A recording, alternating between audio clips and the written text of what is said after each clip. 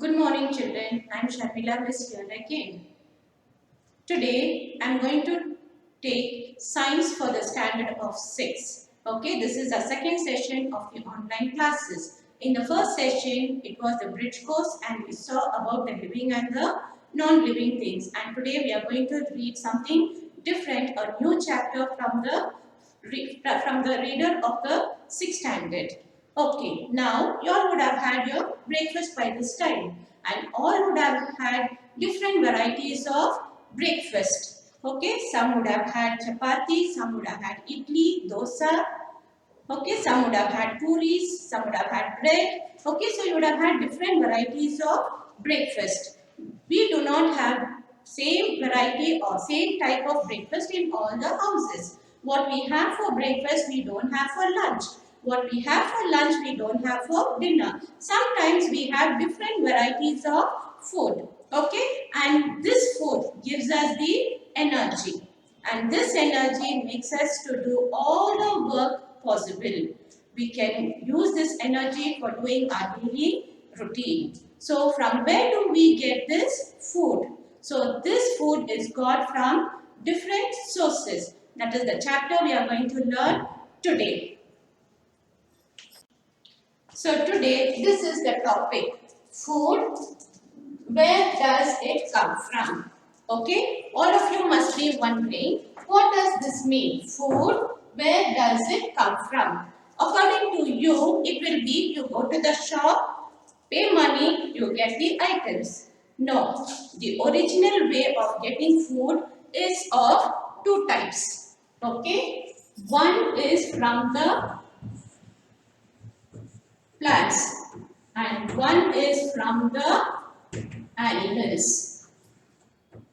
Okay, mainly we get food from the plants and food from the animals. So the food which we are getting from the plants, it can be in the form of cereals, pulses and grains. Okay, it can be cereals, pulses, grains as well as fruits. Okay, so these are the things which we get from the plants. Now for example, you must be wondering what are cereals, pulses, grains. I am sure you know about fruits. Now for example, you want to prepare something at home. You want to make a vegetable. So you use different things to prepare a vegetable. For example, you use onion, you use tomatoes, you use all the masalas, you use water as well as you use the salt. So these different things what you use to prepare the vegetable, these are called as the ingredients. So these are called as the ingredients. Ingredients means the items what you are using to prepare the food. So those are called as the ingredients. And all the preparations do not require the same ingredients. According to the dishes, the ingredients also will differ. But there may be one or two same ingredients which can be used for almost all the preparations. So over here we have seen the plants, the food what we get from the plants. One is the cereals, one is the pulses, grains and fruits. And the number of things what we use to prepare a dish, that is called as the ingredients. Okay, so over here, now for example, the food which we get from the plant can be used in different ways. There are many ways of using it. You can use it raw, you can use it cooked, you can use it boiled, you can use it even by frying. So different types of food can be prepared using these things what we are getting from the plants. Now for example, if you want to use the okay, sometimes these ingredients can be used as raw. For example, you take the pulses like chenna or moong dal. Wash it in the water, put it in a bowl, wash it in the water and pour water to a certain amount of water to be poured in it and then allow it to rest for few hours. That means it has to be soaked in water for a few hours. After it is being soaked in water for a few hours, drain out the water completely, then take a wet clean cloth. Place the gram in it and then tie it up and just leave it aside for at least 2 days. And after 2 days, if you remove the cloth and see, you can see that there are small white things which are growing over there in that seeds. So that is called as the sprouts. That is called as the sprouts, and this can be used either by cooking or this can be used even for raw eating. So this sprouted food, the sprouted grains is very healthy for the body. So as far as possible, it is always better to sprout these things, either cook it or just have a boil. You can just season it as well as you can eat it raw with these sprouts. And the next thing, it is not only that only the grains is being used from the plant. Sometimes in a plant there are certain plants where not only the vegetable but even the leaves of it also can be used. Now for example, if you take the mustard plant. In the mustard plant, after the seeds are dried, we use that as the mustard, and the mustard leaves can be used for making the side dishes. So that is one example of a plant which more than one part of it can be used. And the next one is the banana plant. In the banana plant, we not only use the fruit, we use the banana leaves for serving food, as well as we use the stem of the banana plant for making the vegetable, as well as we may use the banana flower also for the cooking purpose. So like this, there are some plants where more than one part of it can be used, and in all the parts of a plant, in all the parts is not being used. And the vegetables what we are getting, some vegetables are in the form of roots. The roots can change into a vegetable. The stem can be changed into a vegetable. Now for example, a root changing into a vegetable. It can be carrot. Okay, it can be carrot. It can be radish. It can be beetroot. Okay, so there are different varieties of vegetables where the root is being changed into a vegetable and that we use as a vegetable. Okay, so these are about the plants, the ingredients or the parts of a plant which can be used as food. And then you may be using honey at home. From where do you get this honey? It is got from the beehives. You know who does the work of it? It is the bees. The bees take the trouble of going from flower to flower, collecting the sweet liquid which is present in the flower. That sweet liquid which is present in the flower, it is called as the nectar. It is called as the nectar. Nectar is got from the flowers. Okay, so this nectar is being collected by the bees. It takes it to its hive, changes it or converts this into honey, store it in the hive and keep. And we people, what we do when we are in need of honey, we chase all that out and then we remove the honey from the beehive. So that is how we get the honey from the beehive. So now we will go on to the next one. So now next we are going to the animals. Okay, what are the things we are getting from the animals? the main three things what we get from the animals is milk, meat, eggs. Okay, so milk, it is got from the cows, buffaloes, and goat. Okay, so milk is got from the three animals, that is the cows, buffaloes, and the goat. And from the milk, many more items are made. That can be butter, curds, cheese. Okay, that is the products which we are getting from the milk. These are the indirect use of milk. Butter, curds, cheese, and these are called as the byproducts of milk. These are called as the byproducts of milk. So the indirect use of milk, butter, curds, cheese, paneer. So these are called as the byproducts of milk. Okay, so this is about the first product which we get from the animals. The main is milk.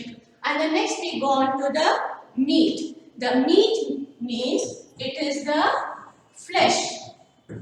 It is the flesh of the animals what we use. Okay, so this flesh only is called as the meat. It can be from the goat, it can be from the hen, it can be from the cows, it can be from the pigs. So these has been used, this flesh has been used as meat by many people. And the next one is the eggs. The eggs of mainly two things we use. One is by the hen and one is by the duck.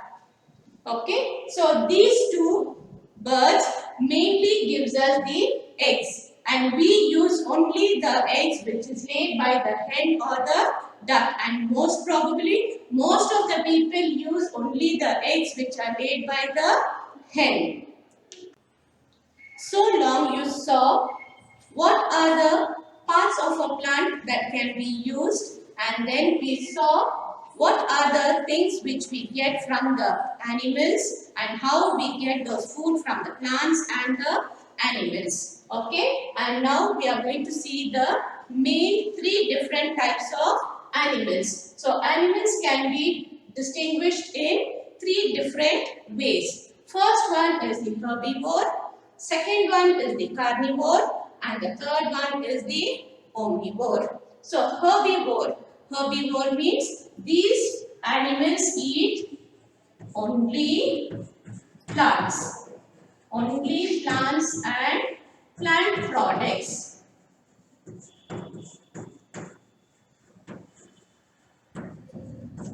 Okay, so these herbivores are the animals which feed on only plants and the plant products. Now for example, if you take cow, goat, horse, so all these are called as the herbivore animals. So apart from plants, they do not eat anything else. So the next one is the carnivore. Carnivore means these animals eat only the flesh of other animals. So they are called as the carnivore. Now for example, if you take a lion, a tiger, so these animals, they always eat the flesh of the other animals. So they come under the group of carnivores. And the last one is the omnivore. Omnivore means which eats both. Plants and flesh.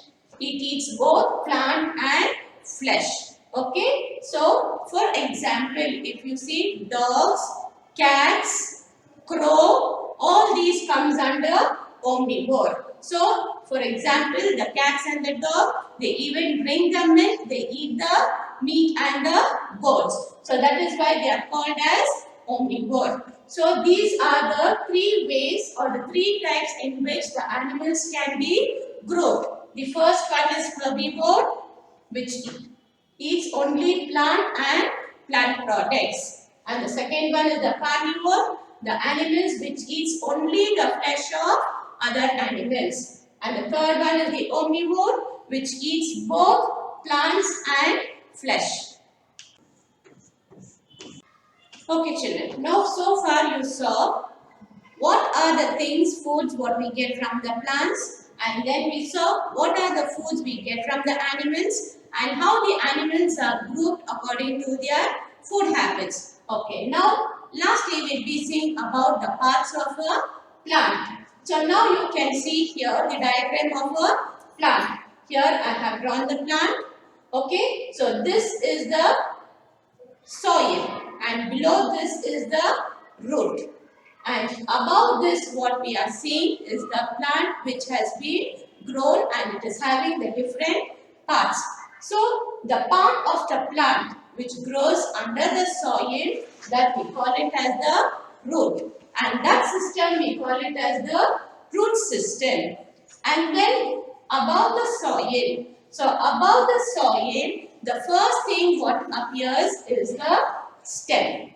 And from the stem, you can see the leaves coming. So like that, each and every part of the plant starts to grow. So now we'll see the different parts of a plant. So first you have seen the root and then you can see the bud over here. Before the flower blooms, it is a bud. And then you can see the fruit over here. You can see the leaf. You can see the flower. Here you can see the stem, and in the stem you can see where the leaves are growing. So that is called as the branch. So above the soil, all the other system of the plant, that is called as the shoot system. So now we'll do a small recap of whatever we have learned from the beginning. In the beginning, you saw that the main thing is the food. Where does it come from? The food comes from two different sources. One is the plant source and one is the animal source. And from the plant source, you saw that we get the grains, we get the pulses, we get the cereals, we get the vegetables, fruits and the leaves. Okay? And from the animal, we saw that the main three items what we get, the food which we get from the animals, one is the milk, one is the meat and one is the eggs. And from the honeybees we get the honey.